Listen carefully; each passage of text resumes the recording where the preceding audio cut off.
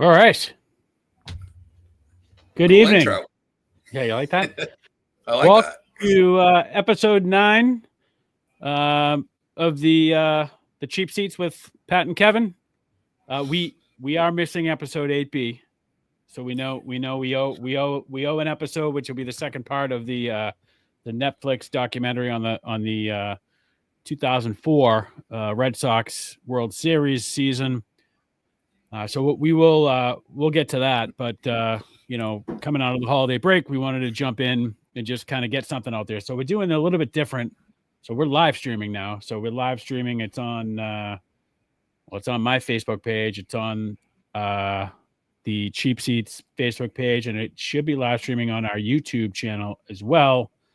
And Kevin, at some point, I'll show you how you can live stream it on yours. But That's fine. wanted to get out there tonight and just kind of, I think I put it out there as a free for all Wednesday type deal. But Yeah. we got some live sports going on. Bruins in Chicago tonight. They're currently up 3-2 in the third period.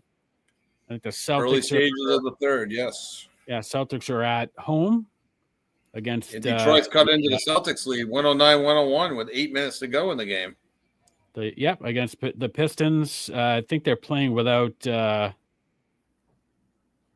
somebody's out tonight, right? Jason Tatum is out. I'm not sure who's out. I actually was doing some work before we went on here. They're up. I have 112, 101 with 7:40 left in the fourth. Kind of a everyone off the bench playing. Hauser has 20, Horford has 14, Porzingis has 18, D. White is 13, Jaylen Brown is 25, Richard has 13. He's slightly down from 3 tonight, but I think that's it for sports, for live sports at least. So I guess let's talk about Bruins, right? 5-2 under Sacco. Going for their 6th win tonight. They're up, playing a little bit better brand of hockey. Not a ton better. Are you there? Or are you frozen, Kevin? No. Oh, okay. No, you're there. There we go. I was frozen for a bit, but now I'm back. But it's only when we're live. Everything was working great pre-game, and for us, and then we went live, and then the picture started streaming. There you go. I'm closing down many of my windows. I'm hoping that's going to help. That could be it. I don't know though. Could be. Maybe not. I don't know. Maybe not. Maybe not. It could be the old I log off and log back in. I've been known to do that in the past. There you go. I think if you're tuning in now and you want to ask questions or make comments, you can certainly comment. I don't think you can comment on my Facebook page, but on the certainly on the YouTube channel, I think you can comment and send questions. And on the Cheap Seats Facebook page, you can send in comments and questions. So hit us up. We'll try to answer those as we go through. But Bruins playing a little bit better brand. At least they seem more engaged. Still work. I think they still got some work to do on the power play, which they did score the other night on the power play, which was good to see. Yes. I think Marchand has 2 goals tonight from that first line, which was although I think it was him, Pasta, and Geeky on that line tonight. I think they've Pasta still looks a little off. They even called him out on ESPN Plus last night in the game on the power play, where he normally sets up for that one timer from the faceoff dot, and he stopped the puck and then did a slap shot, and they're kind of all over him.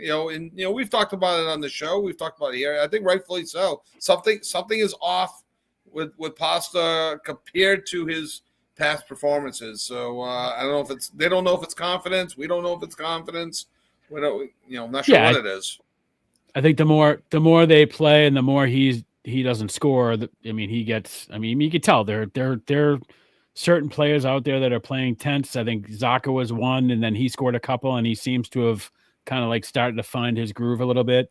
Hopefully Marchand kind of jumps out of it now. He has two tonight, and what posture. As soon as he starts getting one, the floodgates are gonna open. At least coming bunches, right? I mean, so that's all we can hope for. But from a defensive standpoint, Elias Lindholm was the last week when he scored. You could almost like see him breathe a sigh of relief. Yeah, and I think that was a game they won 1-0 or 2-1, and they're all holding the stick extra tight. It seems like. And defensively, they've tightened up a little bit. They still, they had one game the other night where it seemed like Lowry was lost out there, but and then still taking a few bad penalties in my opinion, but. Bruins just scored to make it 4-2. Oh, Let's good. See if we'll get that with 14:58 to go. We'll see who got that goal. Yeah, we were talking earlier. I mean, Geeky. The good news is Geeky with the goal. That's his second goal tonight too. Yes, he sir. Scored the first goal. So yeah, well there we go. Like I said, the good news, we talked about it before we went live, is they're right in the thick of things. They've played more games than most, but they're only, tonight they were sitting three points behind Toronto and I want to say Tampa is ahead of them, but Florida too. Oh no, Florida and Toronto, but Tampa's only played 23 games. Right. And they're right behind the Bruins. So they're, obviously you got to start looking at those teams that have only played 23. Bruins are at 20. This is their 28th game. So, you got Tampa who have, five games in hand. Right. That's 10 points. Right. So potentially. Right. But all in all, they seem to be playing a little bit more focused, especially through the neutral zone. They still do turn the puck over a little bit more than I'd like to see in their own end. Just break, even coming out of their own zone, they seem to stumble a little bit more than they normally used to. So they're not giving up as many shorthanded bids on the power play as they were before. They're generating more shots, it seems like, though this game they only have 17 right now. But they've been getting into that 25 to 30 plus range on the shots. They're 5-2 under Sacco. An ugly win is always nicer than a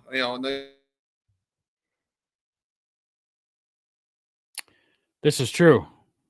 Kevin is frozen. So we get some technical difficulties, but he's back. He's back. Here we go. Back. This is crazy because my internet says everything's strong and excellent. So this happens once in a while, as you know. Hey, we're you guys in Attleboro are still on the old dial-up, right? AOL dial-up. Yeah, we gotta get the fiber optics in Attleboro. Who do we have? You must know somebody over there. No, just kidding. So in the Celtics, obviously, at this point, I just feel like on any given night they're just toying. They're toying with teams. They're going to rest guys when they can rest them, and they might lose the game here and there. But I watched the game against, I want to say it was Chicago the other night, and, it was just, it doesn't even matter who's on the court. I mean, they just shoot the lights out. Right. Pritchard is just kind of come into his own. He went for like 20 something. He's already got the 6-man award. He leads the league in made 3-pointers. Right. It's like, I don't think it's close. I want to say he has like 78 and Curry has like 55. It's like that big of a difference. It's crazy. But that was his game. I mean, he's a spot up 3-point shooter. He can hit from anywhere. But what he has done is he's tightened up his defense so he can play on both ends of the court now. And then it doesn't even matter. You bring in Hauser. They got this kid Drew Peterson who they brought up from the G League, who's like shot the lights out the other night. So yeah, I mean it's I don't really care about the NBA Cup tournament. I do think it's a bad look for the league when the defending champions, who only have one cup loss, doesn't make it to the next round. Right. They're trying to put interest in this in-season cup. And look, it doesn't matter to me that they're not gonna, whether they win or lose, but to have them eliminated because they lost a game to Atlanta early on. They gave Cleveland their first loss in this cup thing. It's I think it's a bad look for the NBA when your defending champions are knocked out.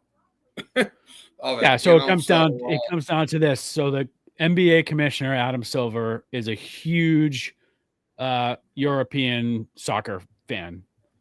Yep. So this is like kind of has come from the European style of football, if you will, soccer, where they have these interleague tournaments, which is a great idea. But when you look at the tiebreaker, like in soccer, yeah, it makes sense to have a tiebreaker in terms of goal differential when you only score typically one, maybe two goals a game.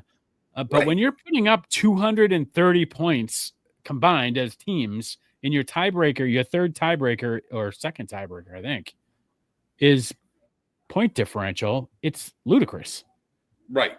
It's and I think the better way to do it is to tie it back into the regular season so that the tiebreaker is like, well, if the Celtics are the number one or the number two team in the East, they get the tiebreaker. Right. Reward the teams that are doing well in the regular season. I think that's a great idea. I forget who somebody was. League? somebody behind Cleveland, and so so you got two teams in the East, and Cleveland's out too. And Cleveland's out too. So the two best teams in the Eastern Conference are out. In the East. And I think the way they do it now is, it's not like a time off. They play games. So the NBA, there's 2 games that they keep.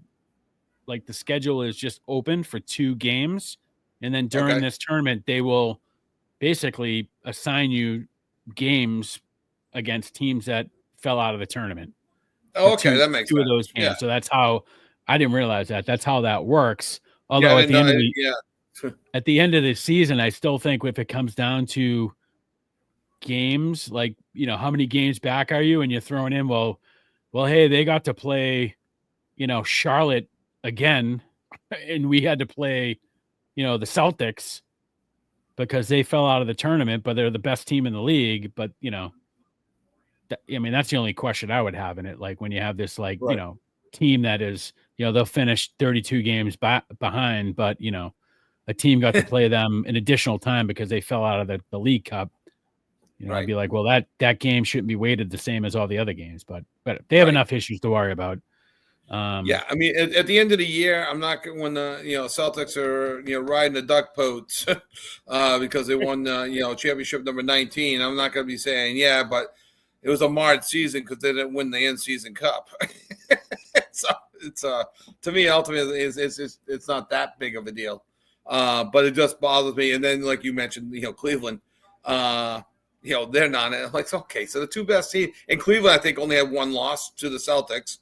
The Celtics only have 1 loss to Atlanta, and they're both out. And we mentioned on our show last week, Pat. I think we did. Celtics are going for 3-pointers, up 6 with 4 seconds to go in a game or 3 seconds to go in the game because of the point differential. Because of the point differential, and there was actually at one point I think last night there was at one point like they needed like New York to beat Orlando by like 30 something points in order for them to get that tiebreaker. And at one point, New York was up by like 32, but then I think they ended up winning by, I forget what the final was, but obviously not enough. Yeah. But so, yeah, I mean, that's, I think I watched that game where, they were talking about it before the last play. They're like, will he call a timeout? And sure enough, Joe calls a timeout. They draw up this play and, Hauser hits the 3 at the buzzer, and so they end up winning by 9. Then they're interviewing Jason Tatum after, and he's like, "Yeah, I don't really like the cup because it changes that whole atmosphere of like good sportsmanship, that type of thing, where we're still launching threes when the game's in hand. But because of this whole, and again, I think it's a stupid tiebreaker. You want to talk about the Euro soccer tournament where the tiebreaker comes down to goal differential, but they've, you played 3 games and the goal differential is like +1. I mean, it's like you played 3 games and the point differential is like +68. Well, in to your earlier point about, where are you in the standings as a potential tiebreaker?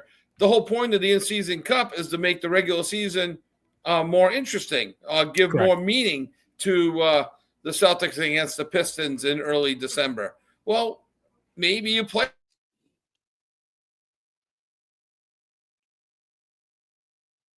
Yeah, I agree, Kevin. You're frozen. You're frozen again, but I agree. But at the end of the day, God help it if it ends up being like Atlanta, and I don't even know who's in on the West. But, just go by winning percentage. Yeah, you use your head-to-head if that's your first tiebreaker. That's fine.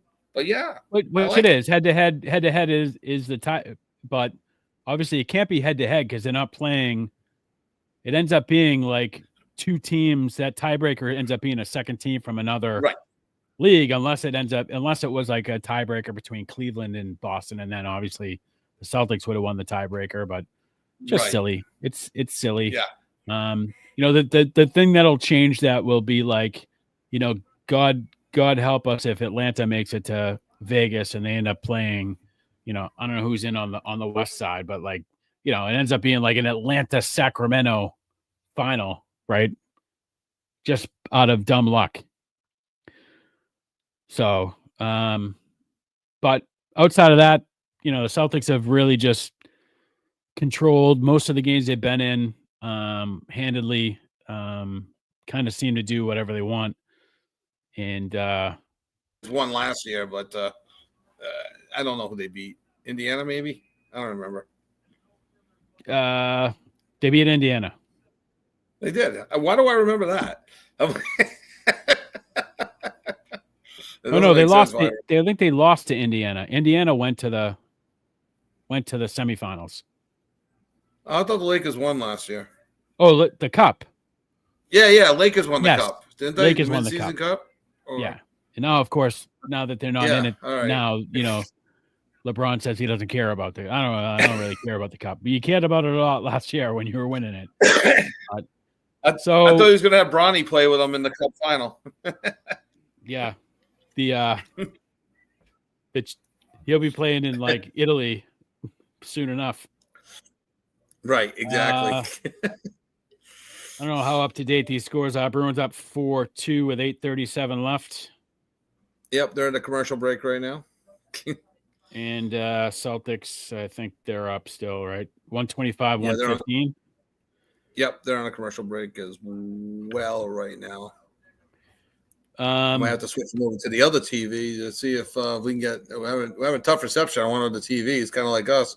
So maybe I'll put the Celtics on the other TV to see if that TV that could be it. That could be your issues. You're streaming a lot up there. We're doing a lot of streaming up here. You got like 3 TVs streaming. You got your computer streaming live now. Yeah, that could be it. Your bandwidth could be. And on the AOL dial-up, I know we're not getting any home calls right now because we're using the internet. If you're calling Kevin's house, you're getting the you get the busy signal right now. All lines are busy. Yeah, get off the phone. I gotta use the internet.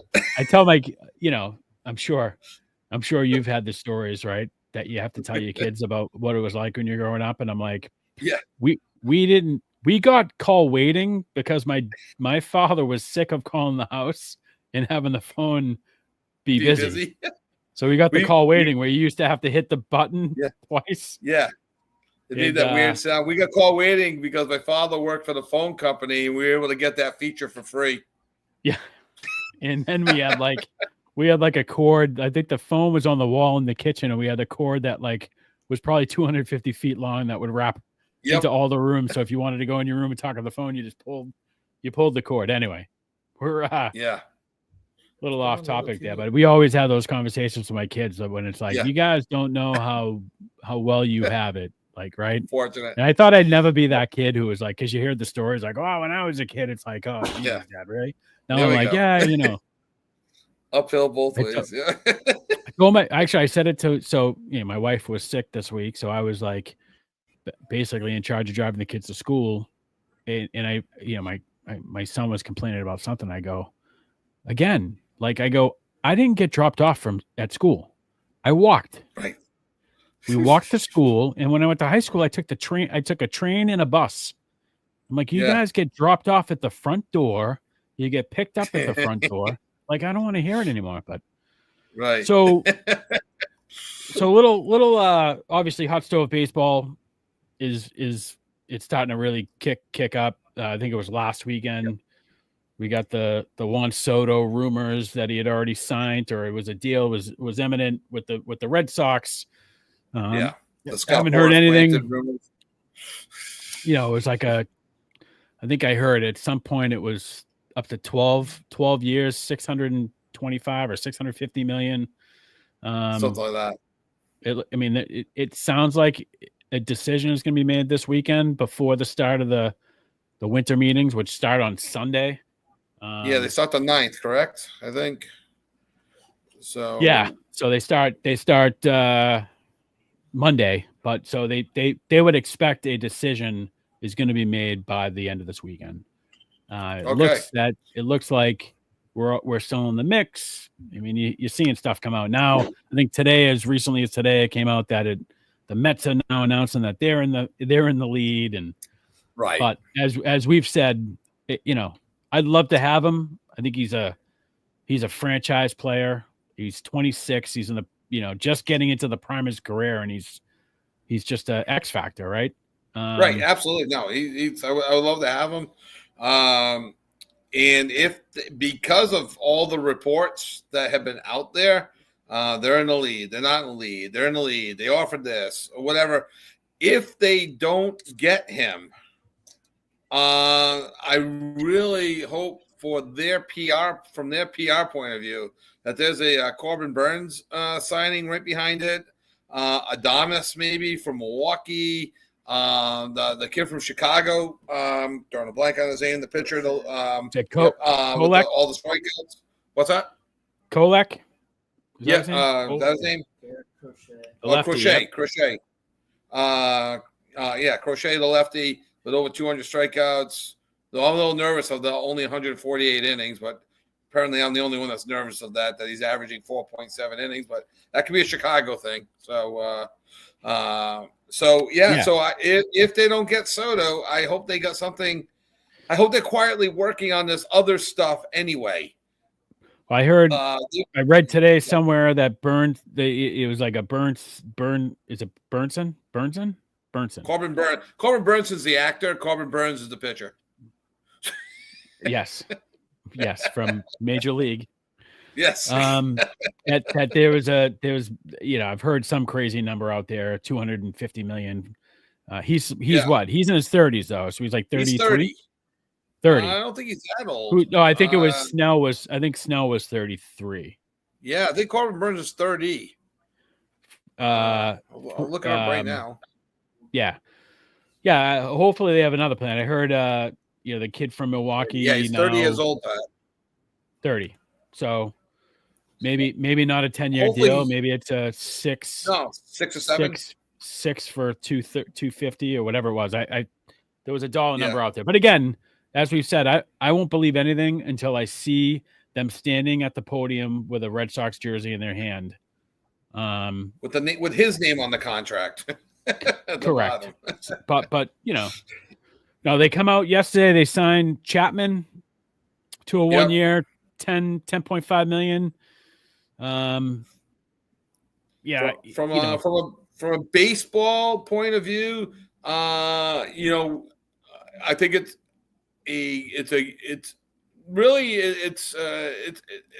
not a big risk. 1 year, 10 million for that organization. He's 36. He's still throwing strikeouts left and right. He's throwing 98. He's had some issues. Maxed out at 104. Right. Yeah, off the field stuff, but that was 6, 5 or 7 6 years years ago. ago. Things have Yeah. been quiet since. He's also been in Cincinnati and Pittsburgh. Not exactly the hotbed of media scrutiny after he left New York, where Right. his troubles were.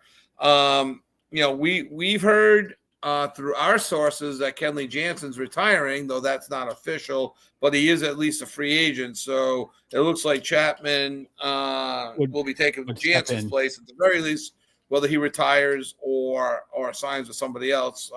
I'll trust our source that he's retiring. So why not? That way we can say we broke it before everybody else. But no, we do have it on pretty good authority that he's retiring. So we'll see what happens there. But yeah, Jansen's clearly gone from the Red Sox.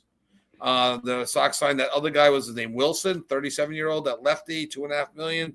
Guy from the Reds as well. Who had a 5? It was like a 5.06 ERA. So yeah, I think again, that's just no risk. That's like a filler. Yeah.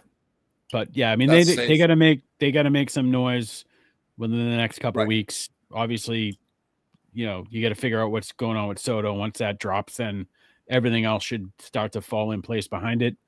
It sounds like the Yankees. What was that? To me, it sounds like the Yankees know they're out. They're out of this because they're already really starting to. Yeah, they're already starting to, pivot and go like, well, we're going to go out and get this Adames kid from Milwaukee, and we're gonna offer Fried, the pitcher, and who's also been linked to the Red Sox. Fried, the pitcher. I think the Red Sox have been linked to everybody. Out of the gate, it was like every high end free agent. It was like the Red Sox are in on a Red Sox. Obviously, we can't sign them all, or maybe they can. Maybe Theo's more. If Theo Epstein is more involved and he's pulling some levers, maybe there is a case to be made that they're willing to go above and beyond this year. And, maybe he brought that insight to them. Like, hey guys, like we can't sit back and do nothing. Well, maybe they were able to prove, through some sort of percentages and math, how much more money they made for the franchise as a winning franchise. Then as we'll sell out Fenway anyway over the summer. It doesn't matter who we put out there, because I think that was their mentality of we'll just throw. Anybody can show up. We have Fenway Park. We don't care if it's the fans of the Twins. We're still going to get 34,000 people on an August night. But the problem is you need to keep your locals. You need to get your season ticket holders up. You need to have that. You don't need to have the atmosphere, but you can't be counting on the Tampa Bay fans to show up at Fenway. It's the markets are New York, Philadelphia, for baseball. Those are the hot markets. You might get some Detroit fans, some Cleveland fans, but when the other teams don't bring their fans in, and the Red Sox fans are only buying 22,000 tickets instead of 30,000 tickets, then it does hit you in the pocketbook. And I think. And now they've been very loud in saying we're going for it. We're going for names this year. And if you come out of this with nothing, then that's 2 years in a row, and you're right. People are going to walk away. They signed their players manager in Cora. I'm okay with it. I have no problem with Cora. However, I was blown away. It was probably more than a few years ago now. I went down to. My buddy lives down in the Mid-Atlantic, down in Maryland, and I was down there on business, and it just happened to be a weekend. It was like opening weekend, and the Bruins were playing the Capitals, and the Sox were opening up in Baltimore. And we got tickets to both. He's a season ticket holder of the Caps, but he's from up here. And then we went to opening day, and we got tickets to the next game too. Obviously, opening day sold out. The next game, the park was 3/4 empty. And I was so blown away by it. Like, I had never really experienced anything like that in my life from like one day to the next. Like, to think like that is the epitome of like sports fans in Baltimore. Yep. Like, opening day sold out. The next day, 3/4 of the park's empty, and and half of those people are Sox fans. And I couldn't believe it. I was so blown away by it. And that's we haven't quite got there, but that's I feel like that's how they're going. That's where we're going. That's it. I saw something similar. I was out in Detroit for the Frozen Four. That was at Ford Field one year. Pretty cool. They dropped the curtain at the 50-yard line. They put the ice rink in the end zone. So I had end zone seats, which actually put me on the blue line. Anyway, Ford Field is connected to Comerica Park in Detroit, and we were going to go opening day, and it was sold out. Scalpers were getting a ridiculous amount. It was 38 degrees. It was drizzling out. We realized that the championship game was at 7:00 the next day, and the Tigers had a 1:00 game the next afternoon. So we went to the 1:00 game the next afternoon. There was 20,000 people there instead of 48,000. We got cheap seats, sat out in the left field bleachers, and had a beautiful day. So no problem there. Yeah, so you're right. Everybody sells out. Tampa Bay sells out opening day. It's what are you going to do the other 80 games of the year? And then I think I've told you this story where I was down in Tampa. I had a buddy living down in Inglewood, Florida, and we got not Celtics. We got Red Sox, Tampa Bay. That was, I think I told the story where it was a game we went to, and Shea Hillenbrand hit the grand slam off the catwalk. Shea Hillenbrand, we did go way back. But yes, that while we were there, we were there for 4 or 5 days. We did some golfing and stuff. But on TV, the commercials were buy one, get 3 tickets to the Yankees. And I'm like, are you kidding me? Buy a ticket and get 3. Bring your family of 4. Buy one, get 3, and we'll throw in hot dogs and a beer. It's all for $12, giving them away, and I couldn't believe it. Right. That was crazy. Yeah, that goes way back. So that was before. The Red Sox aren't there yet. No, but things have started to, like anything else. I always say, it take the Titanic, right? Takes a long time to turn a boat that big, and so, but it started to turn this last year or two, and they can't afford another year like that, because then it's you're going to lose people, and there are certainly. I mean, we hear it. I spend a lot of time in the car, and I listen to all the other talking heads and the fans that call in there, and it's I haven't gone to a Red Sox game in 4 years, and blah, it's so those people are out there. For sure. Oh, yeah. And I haven't gone. I haven't gone to many. I went to one this past year, and I play in a lot of either golf tournaments or fundraisers and stuff like that. There are more and more Red Sox tickets being given away at these as just than ever before. Yeah. Well, and the thing you have there too is I only went to one game, or I didn't go, but that's also not the issue. You get your full-time season ticket holders, 81 games, that may say, you know what, give me the weekend plan next year, and one midweek once in a while.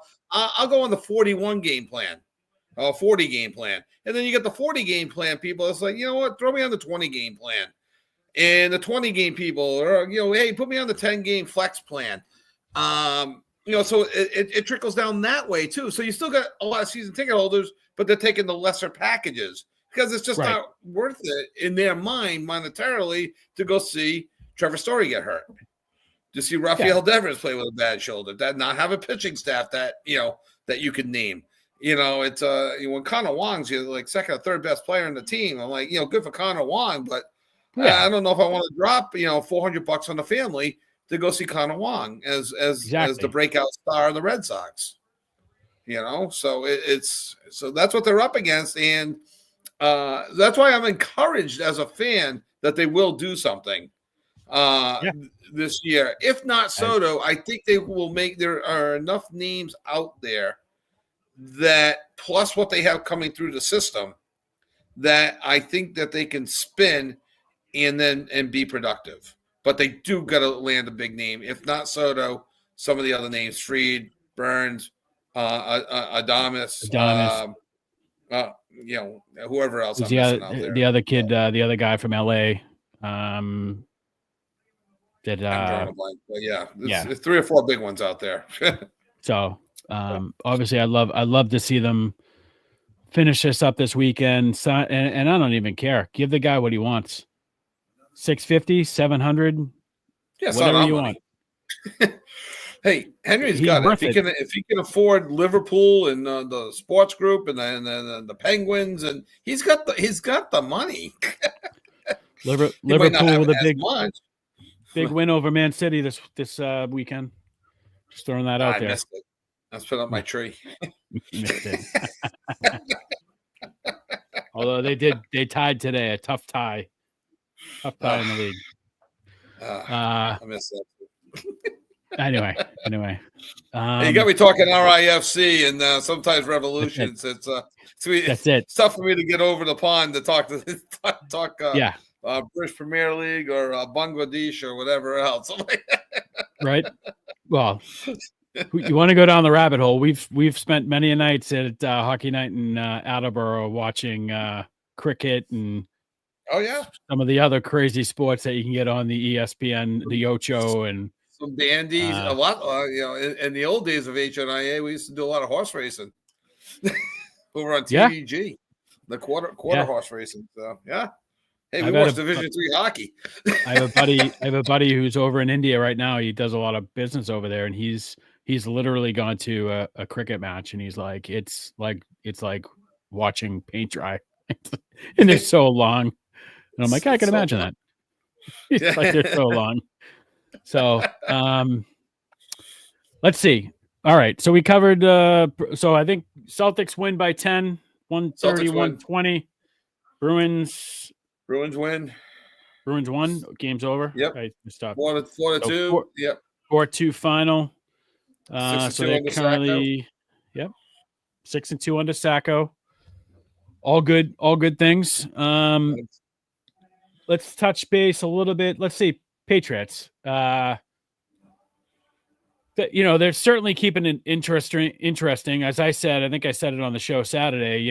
I don't really care if they win or lose as long as they're competitive. And I know you said you don't want to see them lose, which is fine. But it's I'm rooting for him. I wanted Joey Sly to hit the 68-yard field goal. Looked like it went about 66. Spot on. I would have liked to see how it played out had he hit the 25-yard field goal a little bit earlier in the game, so it would have been a different type of ending. They wouldn't have needed it, right? Exactly. Or just take care of business. Like they shouldn't have been in that position. You get the ball back. You on that pick. You pick. Gonzalez. Picks him off. Game should be over. Yes. I mean, I forget the time, but it was relatively late in the fourth quarter, right? Not late, but 7 minutes left in the game.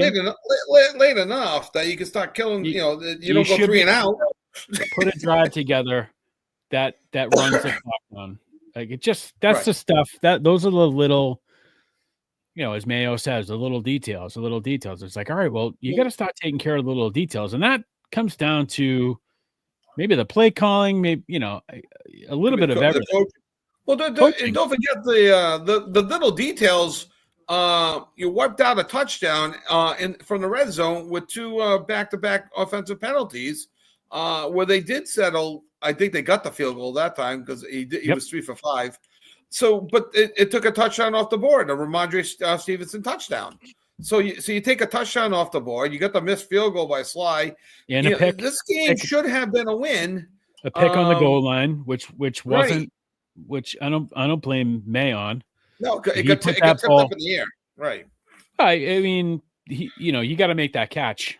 He put it exactly where maybe not exactly where it needed to be, but the only place it could have been. It's not like he threw it out there and it could have been picked off. It was like, I'm going to put it down low. You're going to go make the catch. I'm not saying it was an easy catch to make, but no, but I would expect someone to make that catch and not. Yeah, I know he's kind of falling backwards and the ball hit, comes up off of him, but that's another one. So you got but it didn't even Sly. It's like, come on, man, 25 yards. You got to hit that. And he's looking down, and I'm like, I don't think that's. Yeah, I don't understand why he's looking at the holder because everything looked good enough. Looked pretty good. It looked pretty good to me. Again, we're covering the high school football games. They like to, compare and contrast, but I'm expecting these high schools to make these 20 to 25 yard extra points. It's Yeah. officially a 20-yarder for high school, but they're clearing it by And those a are solid 5 to 10 yards. Yeah. And I would I would expect them to hit that. But if anything, those are like 60-40 at the high school level. Oh, right. But Joe, they are a hit the chip shot. 53. I think the posts are a little bit wider in high school. They are. They're a little bit wider in high school. All of his misses have been under 30 yards this year. Yeah, and like that with was the exception of the 68-yarder now, but he shanked that. And actually, when he actually got into that, I thought, I was like, ooh, that is a chance. But then I'm thinking, I'm like, it's a 68-yarder. It's like 25 degrees out. It's like you're kicking a cinder block.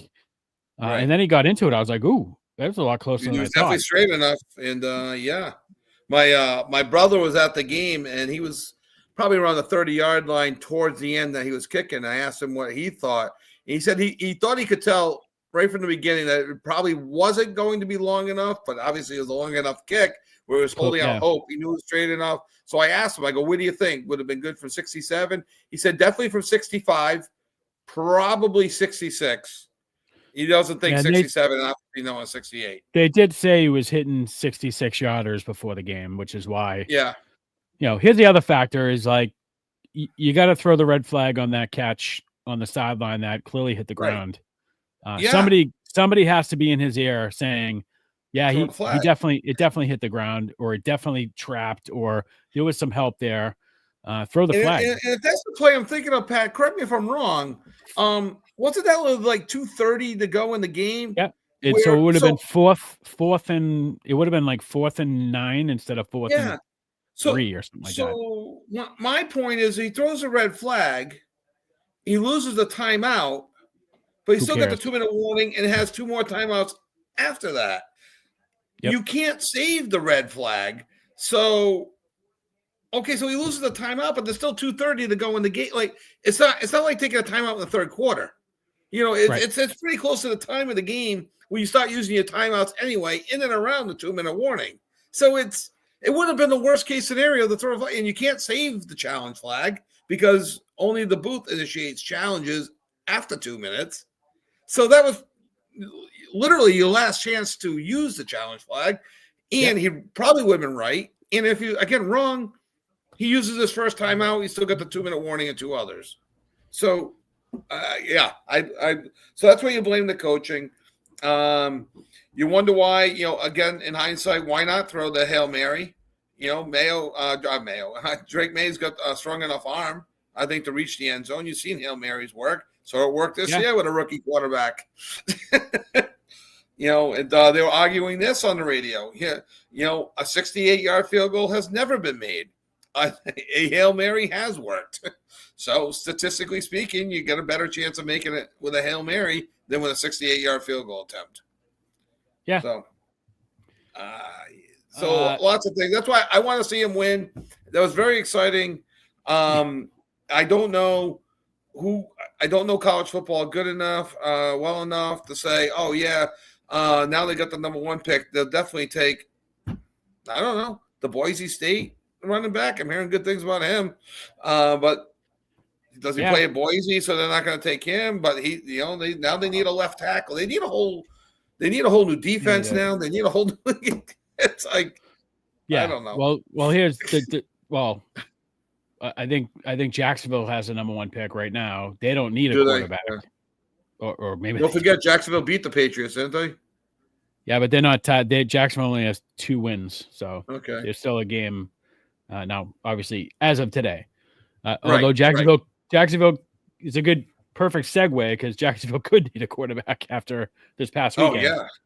So I heard they just signed somebody, so I'm not sure who. Trevor Lawrence gets injured. He's on the IR. Doesn't look like he's probably going to return this season. No. The hit. Nor should he. Right. I mean, the hit was clearly, we've gone back and forth on this a little bit in terms of these rules that they implemented in terms of the quarterback, the protecting the quarterback, right? So if a Yeah. quarterback's running and they basically give themselves up by sliding, you can't hit them with Right. you can't, but the problem lies in some of these quarterbacks that have started to kind of act as if they're going to slide and then they don't. Like I'm a Yeah. Holmes. I'm going to Patrick slide, Mahomes. but now I got 5 more yards because I just deked you. So you basically leaving the defender in this like limbo state of like, can I hit him? Can I not hit him? Right. Where's the Because line? if he's angling for, which Lawrence wasn't, but if you're angling towards out of bounds and you touch him, you're going to get a 5-yard penalty. So they back off. Then Mahomes turns upfield, picks up 5, 6, 7 more yards. With Trevor Lawrence, again, we talk about this, and maybe I am taking the defensive side of the ball here. He's running at top speed. The defensive lineman is coming at top speed, trying to prevent him from getting a first down. Goes into the slide as he's going into the tackle. Yes, goes high. He's got a history. He got fined last week. He got into a fight earlier in the year. He's, the Brad Marchand, the NFL. He's got a history. He's suspended for 3 games. But, I'll even take it a step further. I mean, through the years, since they started changing some of these rules, I look at some of these roughing the passer quarterback penalties, and I see the guy jumping up in midair, and because of where he lands, they call roughing the passer. And I don't know how you could change where you land when you're in midair, and they scrape the guy and they call roughing the passer. The quarterback takes a flop, and now you got an automatic first down. I feel bad for some of these defenders that can't touch a quarterback. Yeah, you don't know where the line is, right? And you've even seen like these just a little like, graze of the helmet, and it's a flag goes in the air. Right. And obviously, Tom Brady was the biggest offender of it, right? I mean, he got all the calls, and rightfully so. I don't know, whatever. I mean, Montana got the calls back in the day. Yeah, you got to protect. You got to protect the best players in the league, and certainly he was one. And he had a devastating injury from a low hit. Now, I don't think there's anything. I mean, looking back at that now, I don't think it was a dirty hit. It would just happen that it was, it was low, and he was planting as he threw. You slow it down to frame by frame. Of course, it's a dirty hit because it's frame by frame. Right. Speed it up in real motion. You talk a split-second decision now, and we heard, and I laughed at it. And I think it was Jermaine Wiggins, former NFL, former Patriot player. He has said some of these. He thinks the quarterback should go into a head-first dive because no defender is diving towards the ground. They're diving towards up here, up the shoulder and the head. By going into a slide, that leaves the head vulnerable. Yeah, up high. You go into the dive, that leaves maybe your feet or legs vulnerable, which you're not going to get a concussion by getting hit in the leg. It's an interesting theory. I hadn't really thought much about it until I heard it. So the player who got suspended was Azeez Al-Shaair, who again has a history of some questionable hits, and I think he even has a hit up against Brady up around his face. But interestingly enough, Tom Brady did come out and speak to this, saying that he feels like there's a line there that these and I think it's. I mean, I can remember several times like Mahomes and Allen has done it, where Allen's gotten downfield and he started to like let himself up, and then players start to give up on it, and then he takes off again. The fake slide, what and then they keep going, right? It's almost like they need to have a, although you never really see it, like in the NHL where you have the embellishment, but you never see the embellishment called without the other penalty. So it's like, cross check, 2 minutes for cross checking in, a 2-minute embellishment. It's like, well, if you embellished it, so maybe it's, you got a offsetting penalties or something, but I don't know. Right. But if a quarterback is going to run in, look like they're giving themselves up, then it should be a blown dead play.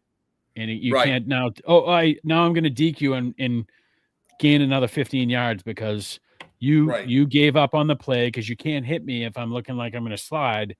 There's too much advantage, especially now where, the quarterbacks are, for the most part, are a little bit more mobile. Right. You go through the league. You got Mahomes. You got Allen. You got Jackson. You got May. You got most of these guys that can all run. And go back to Brady, not a fast runner, but who was better at stepping up in the pocket than Tom Brady? So then he did have the field in front of them. Manning could run. These guys could run if they had to. And mobile enough to escape the rush. Step up those guys, Drake May. We're going to be having this conversation on Drake May in a couple of years with the way he runs. But and now you're hearing it about him. Like, he got to learn to get down. He got to learn to get down.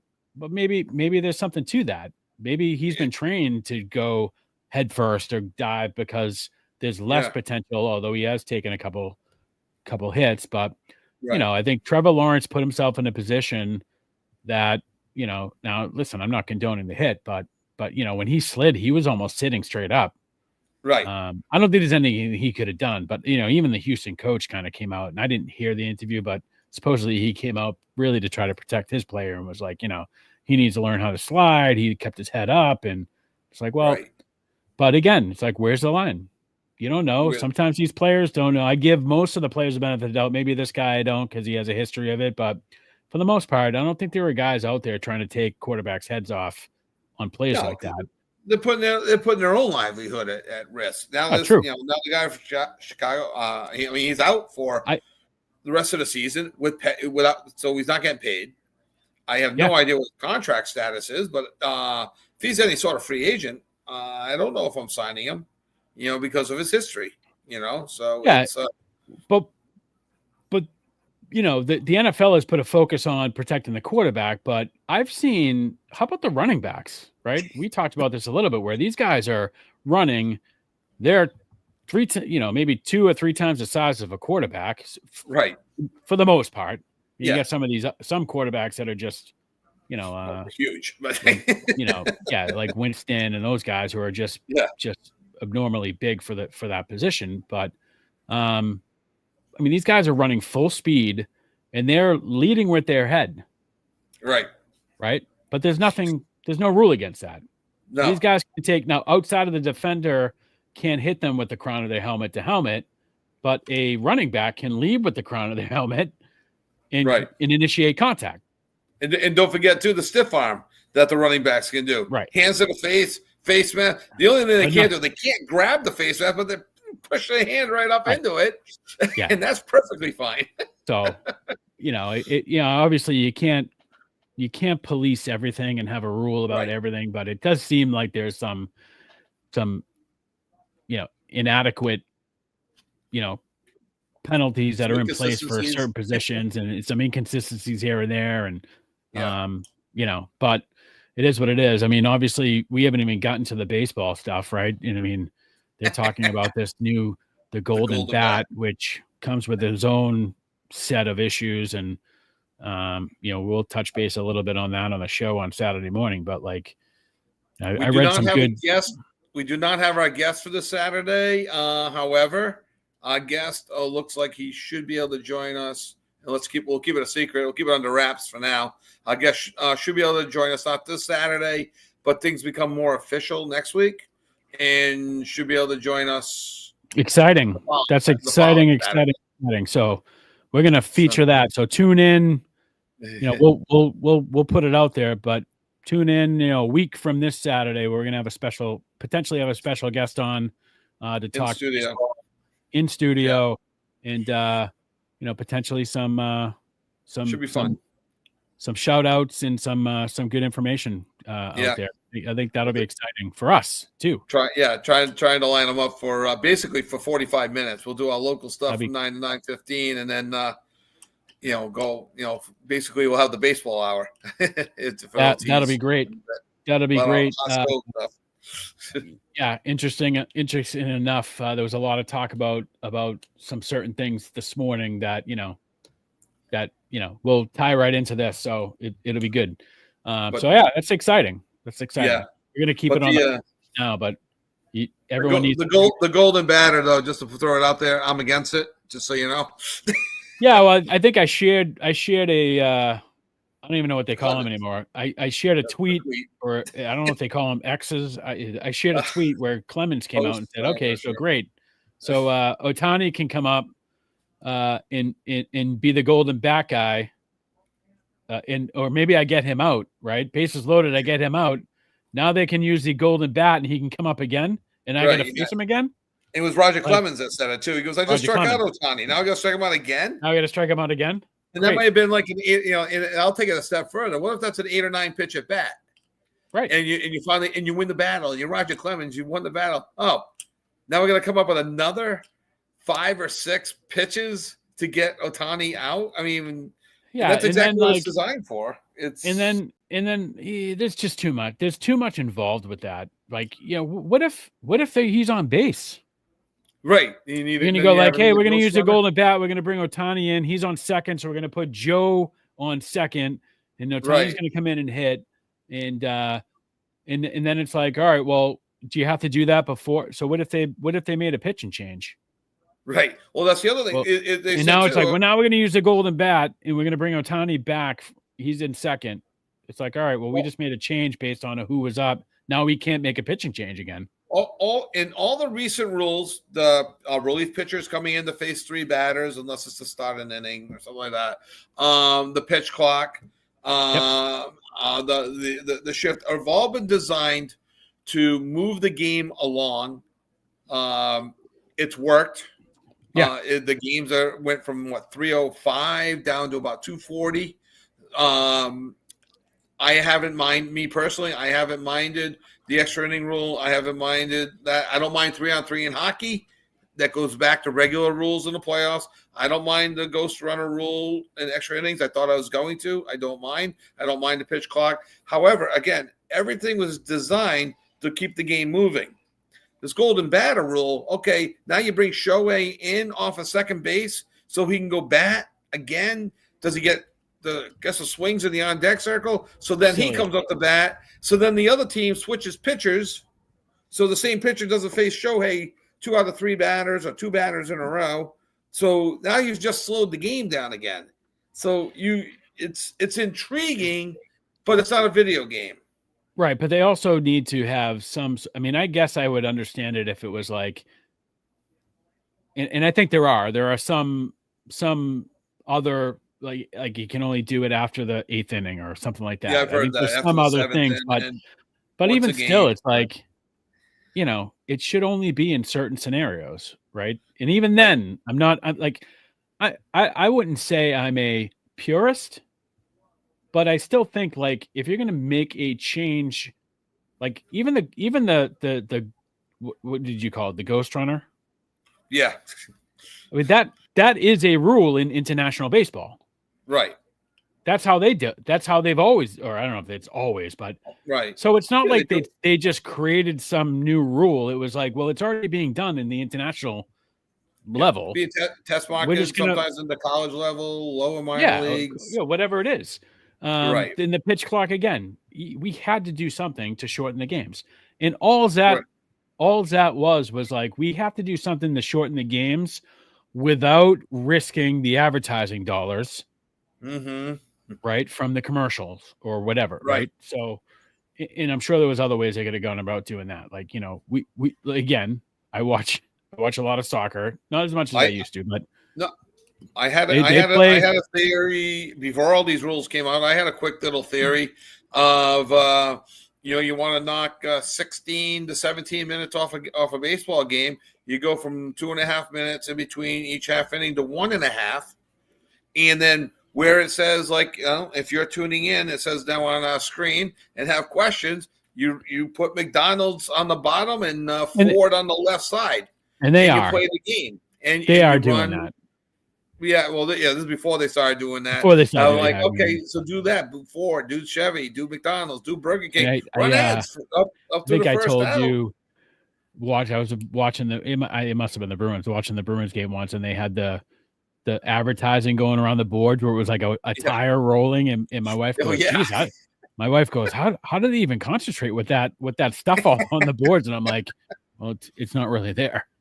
Right. So I always make a joke about it because we were just watching the U.S. women's team played the Netherlands yesterday. My daughter and wife were watching the game, and somebody kicked it down towards the goal line.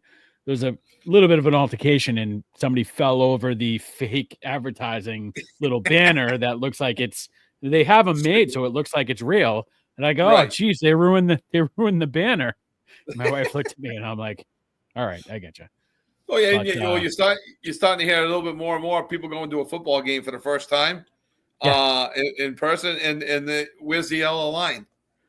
Right, football, yeah. How do I know what the first down is? They go into the Patriots for the first time because people are actually giving their tickets away. Yeah, exactly. Like I went to the game for the first time ever. Yeah, because nobody who had tickets goes to the games anymore. And the Patriots better be careful, or they'll fall into a little bit of the Red Sox.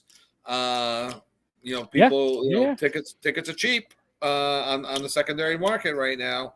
Yep, and they're building a brand new facility out there for the Patriots today. And I know way off topic, Pat, but I still think the Revolution should just play not at Gillette Stadium. There's land for them to build a 20,000 seat stadium. The Patriots and Revolution will never play at the same time anyway, so you don't have to worry about parking there. Mm-hmm. Just stick them in the back corner with 20,000 seats. If by some miracle, Messi comes in and they need to play at the 65,000 stadium, look over your left shoulder. There it is. It's there for your taking. I did get an email this week about the World Cup.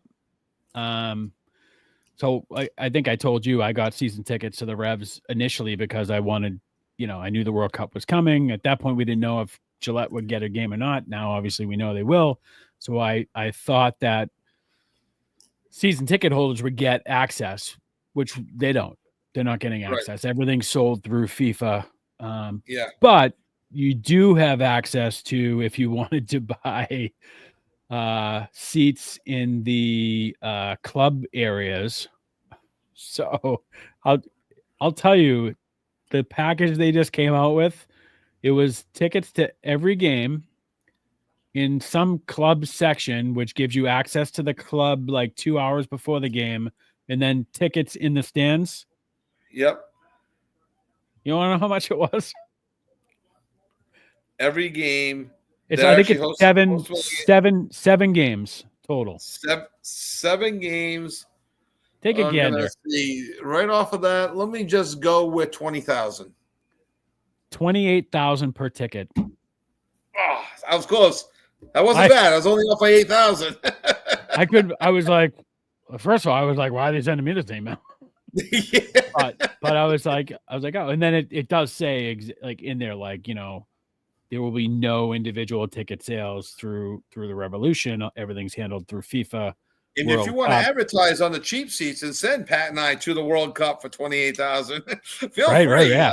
I forget. Yeah, it's one of the club areas, so you must either get access to the club like up underneath. I don't know. I've only been in these seats like once or twice, but it's either the club, the new club section under the lighthouse, or it's that area down in the like the end zone area, the standing. So, but I would imagine it's up top somewhere. So you have access 2 hours beforehand, and then seats in the stands. I couldn't believe it. I mean, I know you're toying with the idea of your daughter going to college, maybe playing some soccer. I'm toying with the idea of my daughter going to college and playing some softball. Maybe we just go to 7 soccer games and bypass their future. At least 1 year. At least 1 year. It's like, well, so that'd be next year. It's like, well, maybe you can go freshman.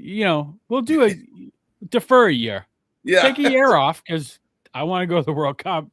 Yeah. And you want to go to the World Cup, and then we'll start your college career in 2027. Yeah, exactly. Maybe we can get some media Maybe we can get some media credentials. It's funny. I was just having a conversation with my brother earlier about hockey. So he had gone. My youngest nephew, was playing up at Rivier College. Yeah.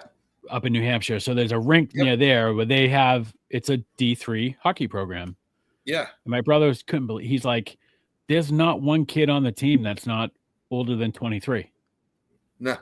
Or from Europe. We were talking about, again, Yeah. at some point I'll get someone on the show to talk about this, but the whole NCAA change of format. Yeah. Or allowing the major junior players eligibility to come down, right? And we've touched upon it a little bit, but ultimately it's gonna affect everybody all the way down. Even absolutely. Like I was watching an interview just the other day. I want to say it was Ryan Whitney, who's played at BU, played for Pittsburgh, Edmonton. He's one of the Spittin' Chicklets guys on Barstool Sports. So he was talking about it. He's like, you're going to see the top 16-year-old players in the States, in the US, even New England, Massachusetts. They're all going to leave. They're not going to go to prep school. They're all going to go play major juniors. They're going to go up to Quebec, or they're going to go play the Quebec League, because they can come back down. I think I don't know if I talked to you about it, but like the big thing now is the USHL. So a lot of the US players would go to the USHL because they were still eligible to go play NCAA. Well, now that they're eligible to play, they all want to go play in the major juniors up in either Quebec or the OHL or whatever, because it's just a better, it's just a better brand of hockey. Right. So the USHL doesn't want them to leave. So you used to be able to leave if you wanted to, and they'd pay like a nominal transfer fee, because a lot of these Canadian Hockey League teams don't have a ton of money. Right. Well, the USHL is basically saying, you want this guy? It's $100,000, and they're holding them hostage. Like, we don't want to let you go. I spell a lawsuit. Exactly. My brother's like, and then at some point it's gonna be like, well, you know how long it's for that lawsuit? 2 years. Now you've lost 2 years of eligibility. Don't forget the appeals. It's just gonna end up. Yes, it's just crazy. It's gonna change the whole face.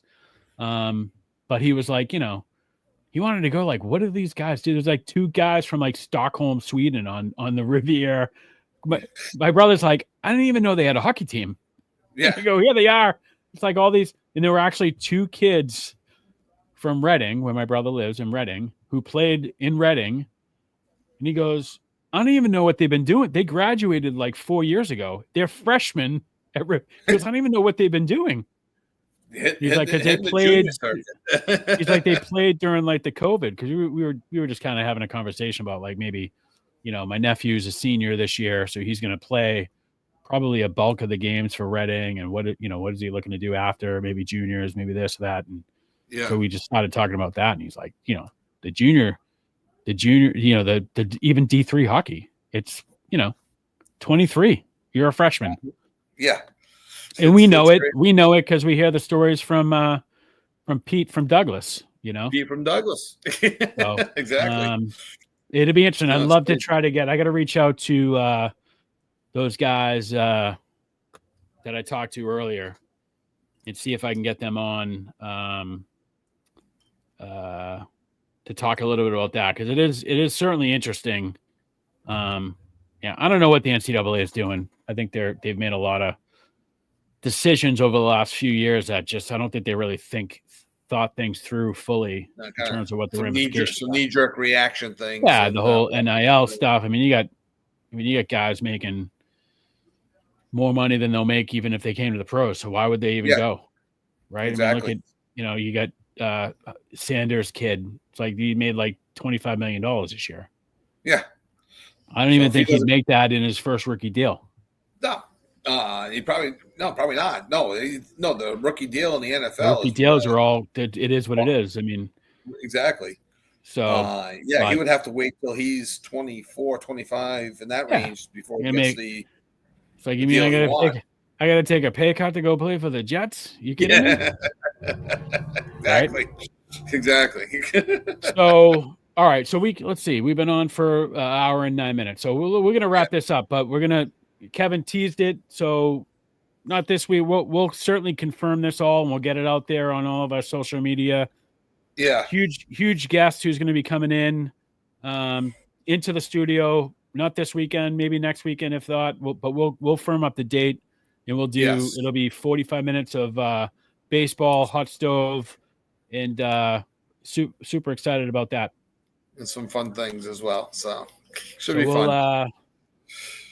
So that wraps up tonight's session. We're gonna throw these out there. This is episode 9 of the podcast. We do owe. I'm sure Steve will reach out and say, "Hey, where's 8B?" We do owe an 8B, which would be the second half of the Netflix documentary on the Sox 2004 championship. But we'll try to do this every week. We'll do it live.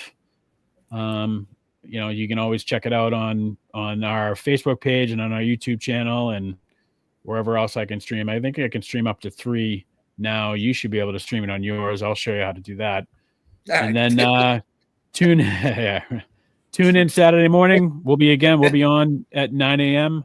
on WOON. Might be 9:02 after the weather report, but might be 9:02. But and that's where we'll be every Saturday morning from 9 to 10 on windsoccerradio.com, WOON, 1240 AM, 99.5 FM if you're in and around the northern Rhode Island, southern Mass, kind of Blackstone Valley area.